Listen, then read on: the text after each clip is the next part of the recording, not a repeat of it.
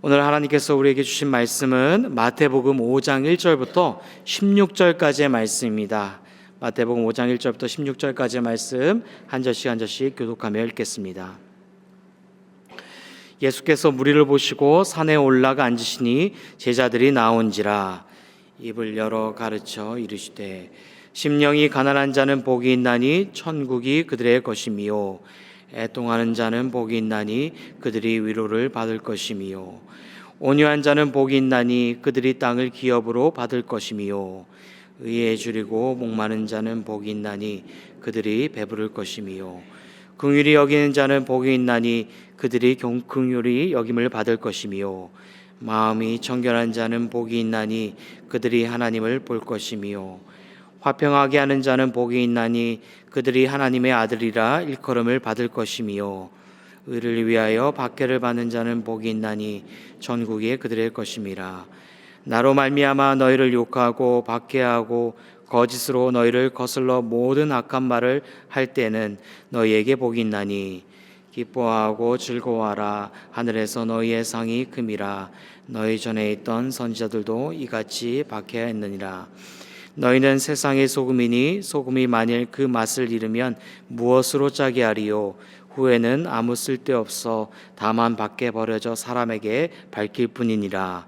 너희는 세상의 빛이라. 산 위에 있는 동네가 숨겨지지 못할 것이요. 사람이 등불을 켜서 말 아래에 두지 아니하고 등경 위에 두나니 이러므로 집안 모든 사람에게 비치느니라. 이같이 너희 빛이 사람 앞에 비치게 하여 그들로 너희 착한 행실을 보고 하늘에 계신 너희 아버지께 영광을 돌리게 하라. 아멘. 오늘 마태복음 5장의 말씀을 함께 나누게 됩니다. 마태복음 5장의 말씀은요, 예수님께서 갈릴리 가버나움에서 사역을 시작하시면서 산상수훈을 통해서 하나님 나라의 가르침을 전하고 있습니다. 그런 산상수훈의 메시지는 5장에서부터 7장까지 걸쳐서 기록된 메시지입니다. 그런 예수님께서 산상수훈의 말씀을 가르치실 때 수많은 사람들이 예수님을 따랐던 것을 볼 수가 있습니다. 그래서 오늘 본문의 1절을 보면은 이렇게 전하고 있습니다.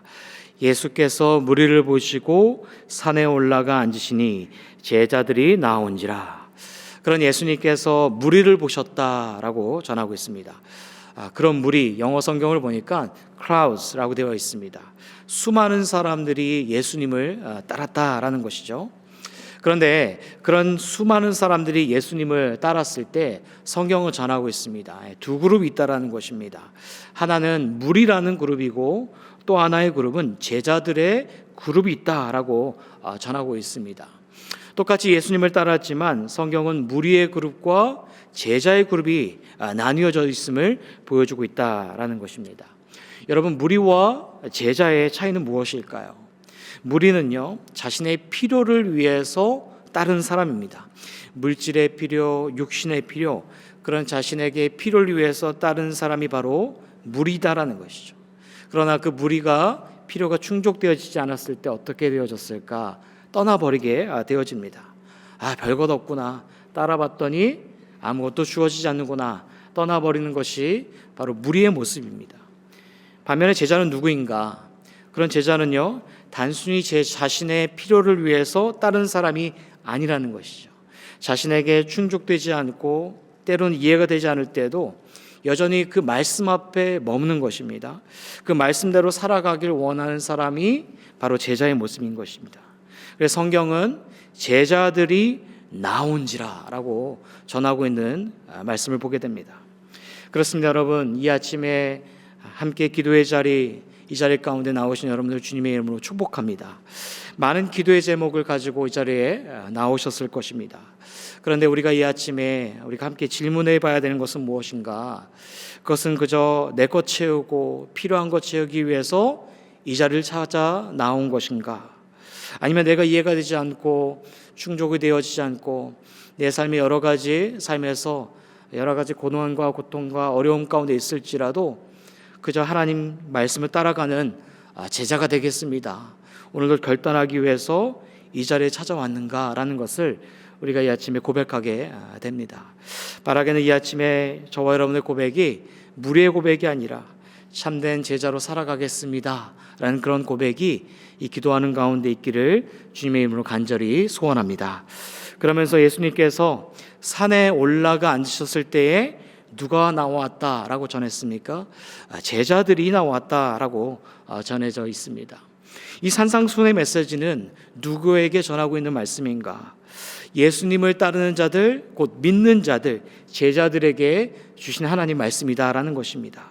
그런 자들이 이 땅에서 살아갈 때에 어떻게 살아야 할 것인가? 그 메시지가 바로 산상수훈의 말씀이다라는 것입니다. 특별히 오늘 본문은 8가지 복, 8복에 대해서 전하고 있습니다. 여러분, 복에 대해서 어떻게 생각하십니까? 제가 예전에 샌프란시스코 살 때에 중국 병원을 가본 적이 있습니다. 그런데 문 앞에 보니까요, 많이 본 글자이긴 한데 좀 난해한 글자가 붙여져 있었습니다. 자세히 보니까 복자의 한자가 거꾸로 뒤집어져서 붙여 있는 것을 제가 발견하게 되었습니다. 제가 병원 직원에게 한번 물어봤습니다. 왜 복자를 뒤집어 놓았냐 이렇게 물어봤습니다. 그랬더니 직원이 하는 말이 복이 쏟아지라고 그 복자를 뒤집어 놓았다라고 전했습니다. 여러분, 우리나라 사람들도 그 복자 좋아하지 않습니까? 그래서 뭐 수저나 젓가락이나 방석이나 제가 어렸을 때 그 복자를 참 많이 그런 곳에서 발견하곤 하였습니다. 우리가 일반적으로 알고 있는 복의 의미가 무엇인가? 물질의 복, 건강의 복, 그런 복을 말할 때가 참 많이 있습니다. 세상에서 복 받았다 할 때 얼마나 많이 가졌는가, 많고 적음에, 그리고 건강한가에 따라서 그런 소유의 복을 말할 때가 참 많이 있는 것을 보게 됩니다. 자, 그런데 오늘 본문 속에서 나와져 있는 그런 8복의 말씀을 보면 어떻습니까? 예수님께서 3절부터 10절의 말씀을 보면요, 심령이 가난하고 애통하고 온유하고 의에 줄이고 목마르고 긍휼히 여기고 마음이 청결하고 화평하며 의를 위하여 박해받는 자들이 어떻다라고 말씀하시냐면 복이 있는 자들이다, 복이 있다라고 전하고 있습니다. 여러분, 어떻게 이런 자들이 복을 받았다고 복 있다라고 전할 수가 있겠습니까? 세상에서 말하고 있는 그 복과는 너무나 다른 복을 말하고 있다라는 것이죠. 세상 속에서 말하고 있는 그 물질적이고 현세적인 복과는 너무나 다른 예수님께서 말씀하시는 그 복에 대해서 전하고 있는 것을 보게 됩니다. 자, 그렇다면 여기 본문 속에서 전하고 있는 복은 어떤 복을 말하고 있는가? 여기서 복이 있나니 이 단어에는 행복의 의미가 담겨져 있습니다. 그런 성경은 인생을 살아가게 될 때에 참된 행복이 있다라는 것입니다. 그 행복은 단순히 세상에서 무엇을 가졌고 많고 적음의 그런 소유의 복을 말미암아 행복을 말하는 것이 아니라 이 땅에서 어떠한 존재로 살아갈 것인가, 그 살아감 속에서 그것이 참된 복된 삶이고 그 안에 참된 행복한 삶이 있다라는 것을 예수님께서 전하고 있다라는 것입니다. 여러분, 그 행복의 삶이 무엇이었습니까? 첫 번째는 심령이 가난한 자가 복이 있다라고 말합니다. 이 심령이 가난하다, 그것은 외면적 가난이 아니라 내면의 가난, 즉 하나님 없이는 살 수 없음을 말하는 것을 뜻하고 있습니다. 두 번째는 애통하는 자가 복이 있다라고 말합니다. 이 애통은 죄에 대한 애통을 말하는 것이죠.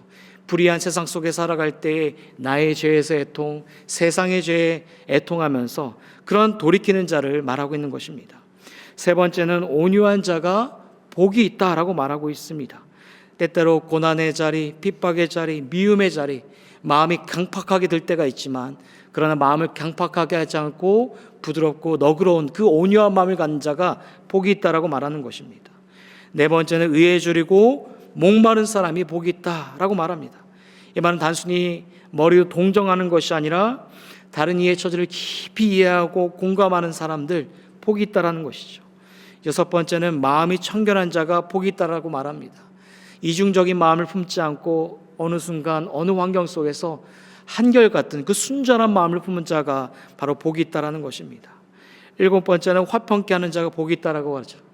갈등과 분쟁을 일으키는 사람이 아니라 그 속에서 화평을 만드는 자, 복이 있다라고 말합니다. 마지막으로 의를 위해서 박해받는 자가 복이 있다라고 전하고 있습니다.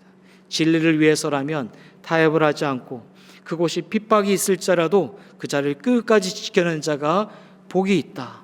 그 삶을 살아갈 때 인생의 진정한 행복한 삶을 누린다라고 예수님께서 전하고 있습니다. 그렇습니다, 여러분. 세상은 무엇을 가지고 있는가, 무엇을 많이 소유하고 있는가, 그것이 복이라고 말하고 있습니다. 자, 그런데 그런 복들 어떻습니까? 그것들은 일시적인 복인 것이죠. 있다가도 사라질 것들이 그런 복을 말하고 있다는 것입니다. 하지만 예수님께서 말씀하신 그 팔복들을요, 곰곰이 돌이켜보면 어떠냐면 일시적이지가 않습니다. 사라지지도 않습니다. 영원하고 무한한 복을 말하고 있다는 것입니다. 왜 그러냐면 그 팔복의 삶은 단순히 소유가 아니라 복의 근원이신 그 하나님과 함께 살아가는 존재이기 때문이라는 것이죠.